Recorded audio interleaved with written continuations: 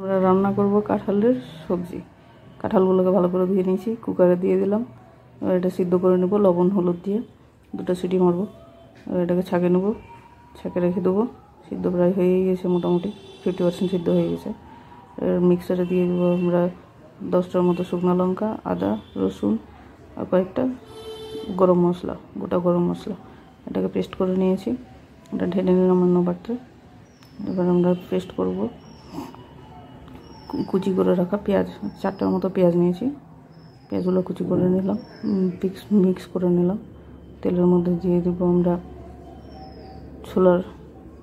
ছোলাগুলো দিয়ে দিয়েছি। এবার দিয়ে দেবো আমরা পেস্ট করে রাখা মশলাগুলো। এটাকে ভালো করে কষাবো।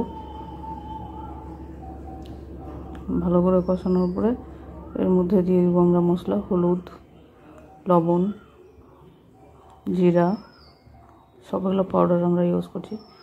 জিরা পাউডার, ধনিয়া পাউডার, একটু গরম মশলা পাউডার। গরম মশলা পাউডার মিক্স করে দিলাম। এটা কষা হয়ে গেছে প্রায়। এর মধ্যে দিয়ে দেবো আলু আর টমেটো কুচি করে রাখা। একটা টমেটো আমরা ইউজ করেছি। কুচি করে রাখা টমেটোগুলো দিয়ে দিলাম। এবার এটাকে কষাবো। কষানো হয়ে গেছে। এবার এটার মধ্যে দিয়ে দেবো জল, কারণ আলুগুলো আমরা কুকারে সিদ্ধ করে নিই, সেই জন্য এক্সট্রাভাবে সিদ্ধ করতে হচ্ছে আমাদের জল দিয়ে।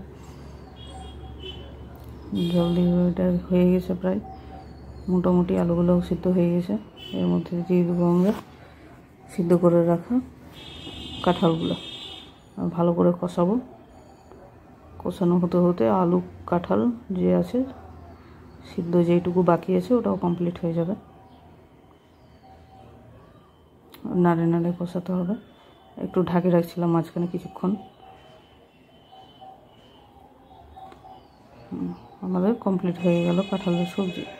সব সিদ্ধ হয়ে গেছে, আলু কাঁঠাল সম্পূর্ণ সিদ্ধ হয়ে গেছে। আপনারা একবার ট্রাই করে দেখতে পারেন, মাংসর থেকে বেশি টেস্ট পাবেন, এটুকু গ্যারেন্টি দিতে পারি আমি। খুব টেস্ট হয়েছিল। আমি শুধু ওই কাঁঠালের সবজি দিয়েই ভাত খেয়েছি আজকে। ট্রাই করে দেখেন, মাংস ফেল করে যাবে।